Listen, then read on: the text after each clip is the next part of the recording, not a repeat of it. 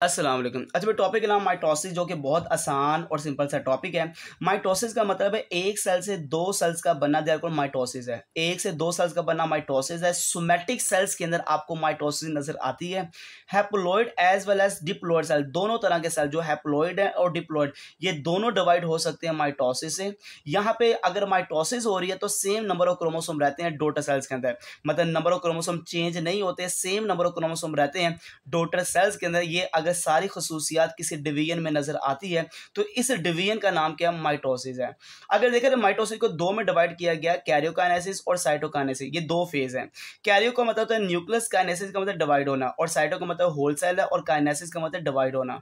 अगर इन्वॉल्व होना the division of whole cell, अगर पूरा सेल डिवाइड हो रहा है तो उस दौरान साइटोकाइनेसिस हो रही है। अगर मैं कहता हूं involve the division of nucleus, अगर न्यूक्लियस डिवाइड हो रहा है उस दौरान आप क्या कहेंगे, कैरियोकाइनेसिस है। पहले देखते हैं कैरियोकाइनेसिस को। कैरियोकाइनेसिस परफॉर्म करने वाले स्ट्रक्चर का नाम माइटोटिक अपरेटस है। माइटोटिक अपरेटस कंपोज होता है स्पेशल स्ट्रक्चर से, और वो स्पेशल स्ट्रक्चर का नाम है माइक्रोट्यूब्यूल्स, जिसमें एस्टर माइक्रोट्यूब्यूल आ जाते हैं और स्पिंडल माइक्रोट्यूब्यूल्स आ जाते हैं, और इनसे मिलकर क्या बनता है, माइटोटिक अपरेटस। और माइटोटिक अपरेटस क्या परफॉर्म करता है, कैरियोकाइनेसिस है। अगर देखा जाए तीन सेट्स हैं माइक्रोट्यूब्यूल्स के जो रेडिएट होते हैं सेंट्रियोल से, ये बड़े इंपॉर्टेंट एमसीक्यूज भी है। सेंट्रियोल से तीन सेट है माइक्रोट्यूब्यूल्स को जो रेडिएट होते हैं। जो माइक्रोट्यूब्यूल है किससे मिलकर बनता है, आरएनए से और ट्यूबुलिन प्रोटीन से। ये भी एमसीक्यूज है। माइक्रोट्यूब्यूल किससे मिलकर बनता है, आरएनए और ट्यूबुलिन प्रोटीन। अब वो तीन सेट माइक्रोट्यूब्यूल के कौन से हैं, एक का नाम एस्ट्रल है, और एक का नाम काइनेटोकोर स्पिंडल फाइबर है, और तीसरे का नाम पोलर स्पिंडल फाइबर है। एस्ट्रल क्या है, ये आपके सामने जो धागे मैंने निकाले हैं साइडों पर, ये एस्ट्रल है। Astral forms means star like, जो स्टार लाइक स्ट्रक्चर होगा आप इसको एस्ट्रल माइक्रोट्यूब्यूल्स कहेंगे।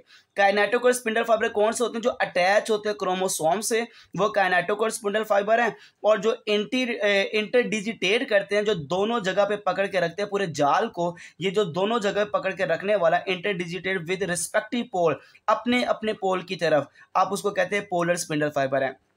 तो आपने ये पहचान लेना कि इंटरडिजिटेट रिस्पेक्टिव पोल है तो पोलर स्पिंडल फाइबर है, क्रोमोसोम के साथ अटैच हो काइनेटोकोर स्पिंडल फाइबर है, और जो स्टार लाइक है आप उसको एस्ट्रल माइक्रोट्यूब्यूल का नाम देते हैं। और इन तीनों को मिलाओ तो क्या बन जाता है, माइटोटिक अपरेटस। ये जो पूरा जाल जो मैंने नेटवर्क सा बनाया है ये माइटोटिक अपरेटस है। ये एस्ट्रल आ गया, ये काइनेटोकोर स्पिंडल फाइबर जिसके साथ क्रोमोसोम अटैच है, जिसने दोनों पोल को पकड़ के रखा है, ये पोलर स्पिंडल फाइबर आपके सामने आ गया।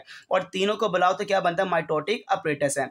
ये जो माइटोटिक अपरेटस है इसका रोल क्या है, ये अलाइनमेंट करना, अटैचमेंट करना, मूवमेंट करवाना क्रोमोसोम को, ये जिसका रोल है उसका नाम क्या, माइटोटिक अपरेटस। अलाइनमेंट का मतलब अरेंज करना, अटैचमेंट करवाना और मूवमेंट करवाना क्रोमोसोम्स को, ये रोल है माइटोटिक अपरेटस का। पर माइटोटिक अपरेटस में क्या क्या आता है, ये तीन स्पिंडल फाइबर आते हैं जो मैंने आपके सामने बताए हैं।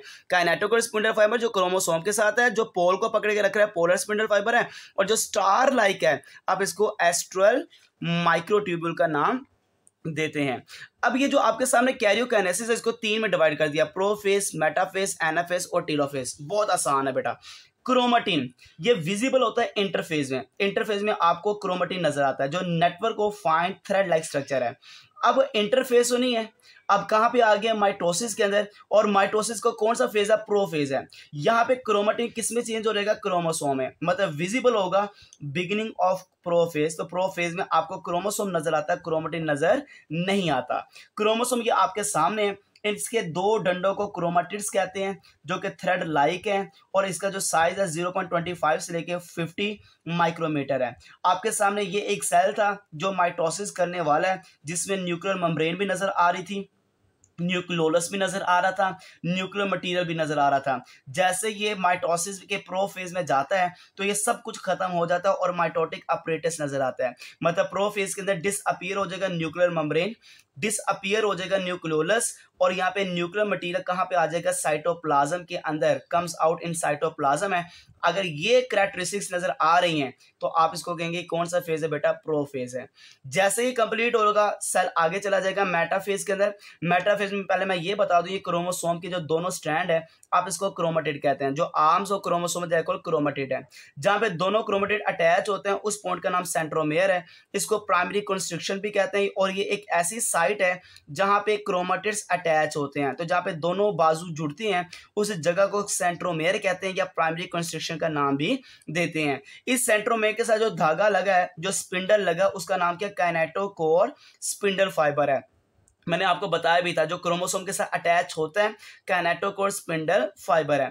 ये जो आपके सामने एक प्रोटीन है, इस प्रोटीन का नाम क्या, काइनेटोकोर प्रोटीन है, जो किसके साथ जुड़ी है, सेंट्रोमेयर के साथ, और इस प्रोटीन के साथ अटैच है ये स्पिंडल फाइबर। ये आपने बड़ा इंपॉर्टेंट पॉइंट को याद रखना है। सेंट्रोमेयर ये है जहां पे क्रोमेटिड्स दोनों आपस में जुड़ते हैं, दोनों बाजू आपस में जुड़ती है, सेंट्रोमेयर है। सेंट्रोमेयर के साथ प्रोटीन है, काइनेटोकोर प्रोटीन है, और उस प्रोटीन के साथ क्या अटैच है, काइनेटोकोर स्पिंडल फाइबर है।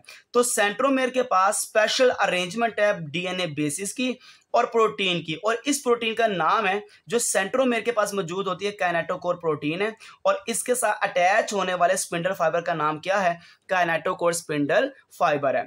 अब यहां पे देखना है इस फेज की पहचान क्या है। क्रोमोसोम सेंटर पर आ जाते हैं, अगर ये सेंटर पे अरेंज हो जाए आप इसको मेटाफेज कहते हैं, मतलब arrangement of chromosome at equator, centre पे क्रोमोसोम का आ जाना, देन फॉर्म अ प्लेट, और ये एक प्लेट बन जाती है।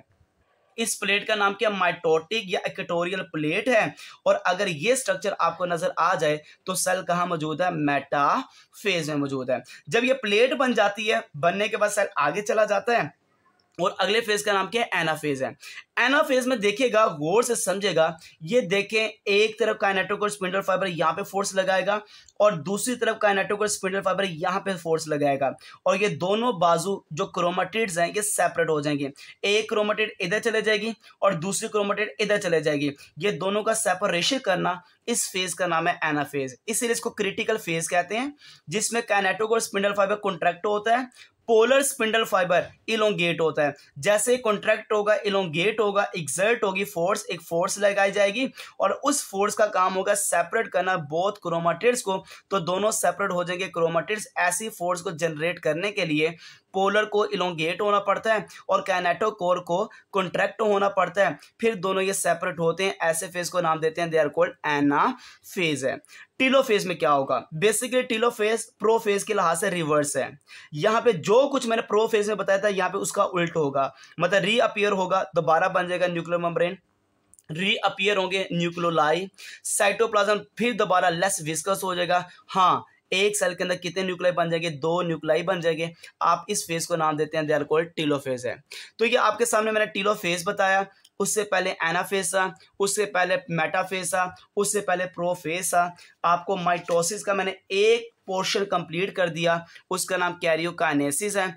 इंशाल्लाह जो अगला मेरा टॉपिक होगा वो माइटोसिस की क्या होगी, साइटोकाइनेसिस है, जो कि बहुत आसान और सिंपल सा टॉपिक होगा। तो कैरियोकाइनेसिस कंप्लीट हो गया, अगला टॉपिक हमारा कौन सा आएगा, साइटोकाइनेसिस होगा। जज़ाकल्लाह खैर।